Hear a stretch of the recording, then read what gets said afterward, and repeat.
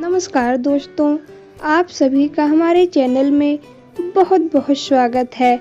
आइए आज हम प्रदोष व्रत कथा के बारे में जानें, उसकी व्रत कथा और पूजा विधि के बारे में जानें। एक समय सर्व प्राणियों के हितार्थ परम पावन भागीरथी के तट पर ऋषि समाज द्वारा विशाल गोष्ठी का आयोजन किया गया।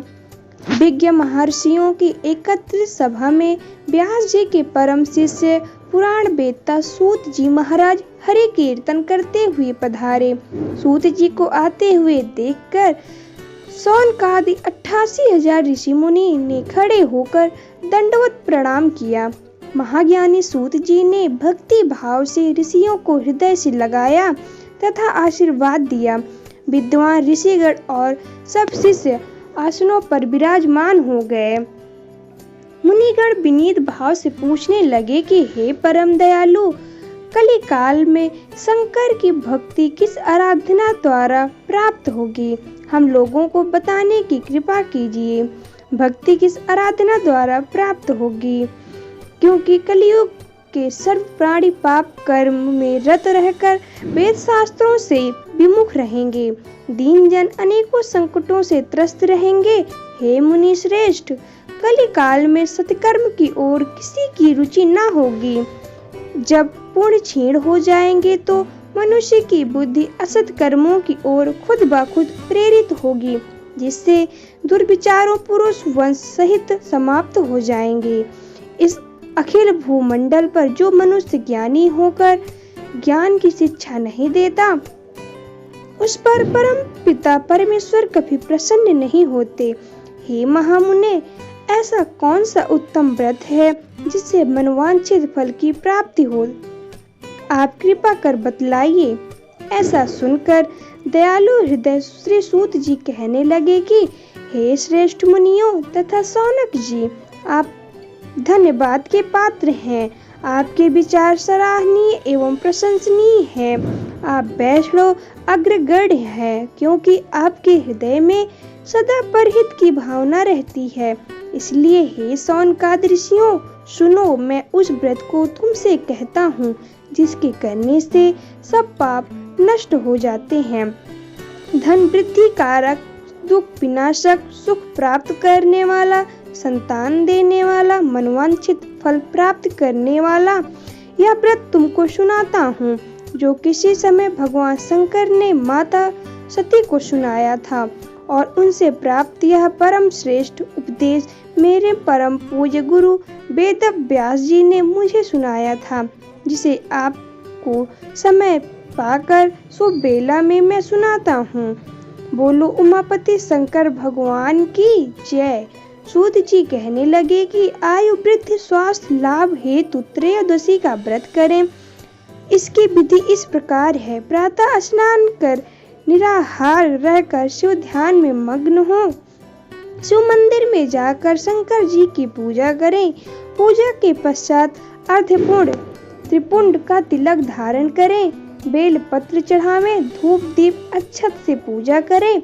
ऋतु फल चढ़ावें तथा ओम नमः शिवाय मंत्र का रुद्राक्ष की माला से जप करें।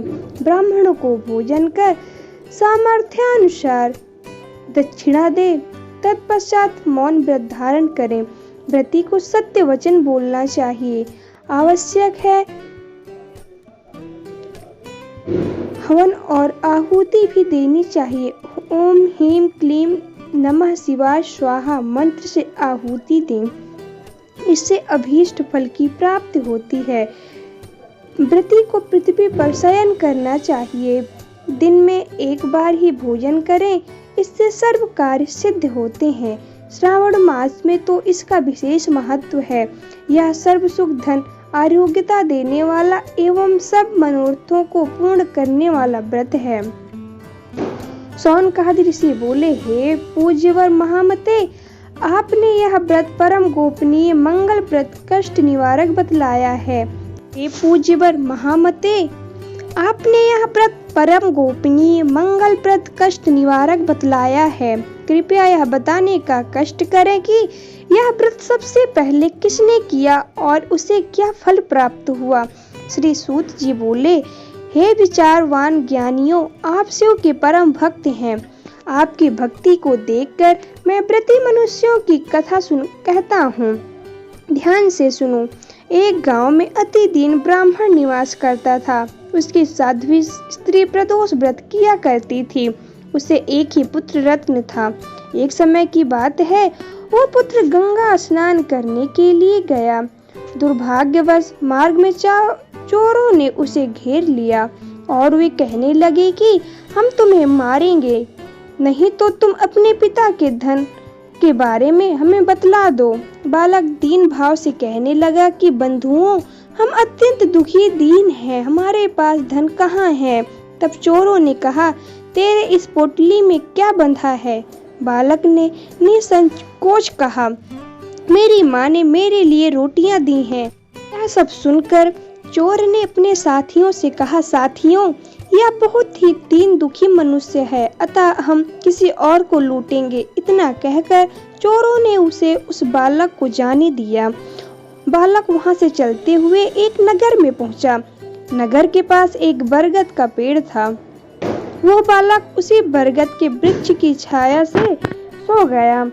उसी समय उस नगर के सिपाही चोरों को खोजते हुए उस बरगद के वृक्ष के पास पहुंचे और बालक को चोर समझकर बंदी बना राजा के पास ले गए। राजा ने उसे कारावास में बंद करने का आदेश दिया।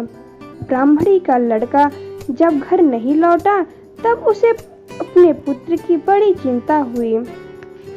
अगले दिन प्रदोष व्रत था। ब्राह्मणी ने प्रदोष व्रत किया और भगवान शंकर से मन ही मन अपने पुत्र के कुशलता की प्रार्थना करने लगी। भगवान शंकर ने उस ब्राह्मणी की प्रार्थना स्वीकार कर ली। उस रात भगवान शंकर ने उस राजा को स्वप्न में आदेश दिया कि वो बालक चोर नहीं है, उसे प्रातः काल छोड़ दे, अन्यथा उसका सारा राज्य वैभव नष्ट हो जाएगा। प्रातः काल राजा ने शिव जी की आज्ञा अनुसार उस बालक को कारावास से मुक्त कर दिया। बालक ने अपनी सारी कहानी राजा को सुनाई। सारा वृतांत सुनकर राजा ने अपने सिपाहियों को उस बालक के घर भेजा और उसके माता पिता को राज दरबार में बुलाया। उसके माता पिता बहुत भयभीत थे। राजा ने उन्हें भयभीत देखकर कहा, आप भयभीत न हो, आपका बालक निर्दोष है। राजा ने ब्राह्मण को 5 गांव दान में दिए, जिससे वे सुख पूर्वक अपना जीवन व्यतीत कर सकें। भगवान शिव की कृपा से ब्राह्मण परिवार आनंद से रहने लगे। जो भी इस व्रत को करता है वो सुख पूर्वक अपना जीवन व्यतीत करता है। आइए अब हम प्रदोष व्रत के पूजन विधि को और उद्यापन विधि को जानें।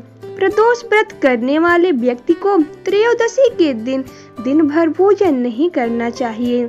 शाम के समय जब सूर्यास्त में 3 घड़ी का समय शेष रह जाए तब स्नान आदि कर्मों से निवृत्त होकर श्वेत वस्त्र धारण करके तत्पश्चात संध्या वंदन करने के बाद शिव जी का पूजन करें। पूजा के स्थान को स्वच्छ जल से धोकर वहां मंडप बनाएं। वहां 5 रंगों के पुष्पों से पद्म पुष्प की आकृति बनाकर कुश का आसन बिछाएं। आसन पर पूर्वाभिमुख बैठें। इसके बाद महेश्वर का ध्यान करें। प्रदोष व्रत के उद्यापन का तरीका सभी वारों की व्रत की कथा के बाद अंत में बताया गया है। प्रदोष व्रत कथा। व्रत करने वाले मनुष्य को त्रयोदशी जिस वार को पड़ी है उसके अनुसार कथा पढ़नी चाहिए। अर्थात यदि त्रयोदशी रविवार को पड़ी है तो रवि प्रदोष व्रत का पाठ करें। बोलो उमापति श्री शंकर भगवान की जय। हर हर महादेव।